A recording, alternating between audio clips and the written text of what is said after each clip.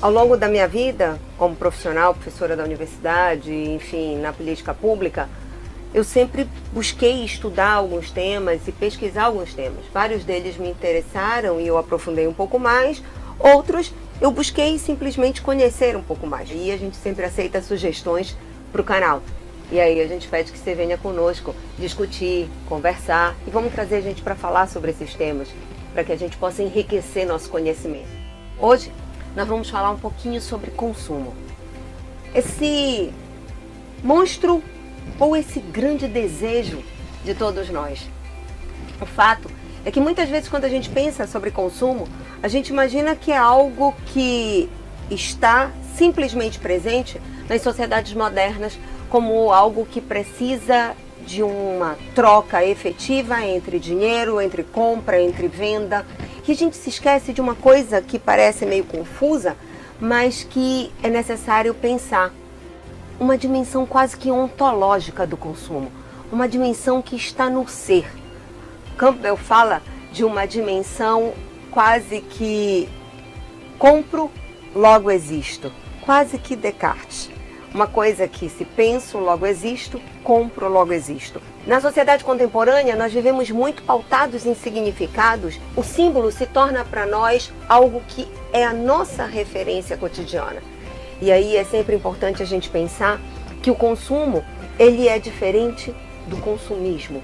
O consumo, ele é diferente daquela lógica exacerbada de um comportamento que te leva a frequentemente ir em busca do mais. Essa grande confusão que na sociedade contemporânea a gente vivencia nos leva a pensar ou a demonizar falar de consumo.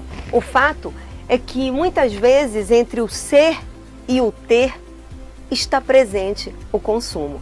Então é importante a gente imaginar que nessas faces que o consumo adquire na sociedade contemporânea, hoje precisamos sim pensar nos espaços do consumo, pensar nos locais que nos levam a realizar essa atitude, mas sobretudo pensar nos tipos de consumo.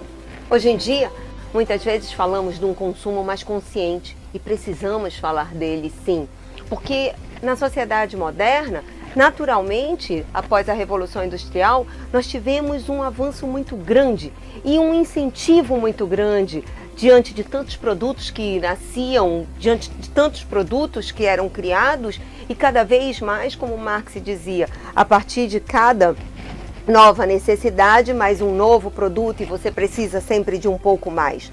Mas mais do que isso, hoje a gente precisa refletir cada vez mais que mais é esse que a gente precisa. E daí, discussões sobre consumo consciente e mais, agregamos uma discussão sobre consumo sustentável. O que está por trás? Qual é o impacto social que aquele produto que você está adquirindo naquele momento ou que você deseja naquele momento está gerando? Qual é o impacto efetivo ao meio ambiente que aquele produto que você deseja está causando? Isso é um fato que todos nós precisamos pensar, porque isso reflete um consumo também sustentável. Qual é o impacto na camada de ozônio? Qual é o impacto na questão do trabalho digno? Qual é o impacto que isso está trazendo para nós? Mas mais do que isso, também falamos em determinados nichos e determinados consumos que refletem o chamado consumo de luxo. É um outro tipo de consumo, sim, que trabalha com um grupo específico da sociedade, sim, de alto poder aquisitivo e com marcas específicas para esse consumo. E ainda mais, o consumo popular.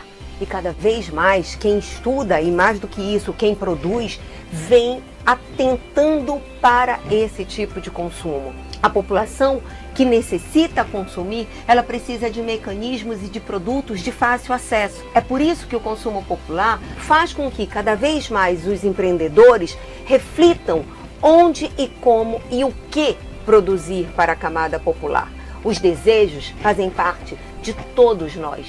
Todos nós queremos um algo mais, mas mais do que isso, todos nós necessitamos de um algo mais. E é dentro dessas necessidades é que cada vez buscamos encontrar mecanismos de acesso, mas mais do que mecanismos de acesso, mecanismos que estão entre o ter.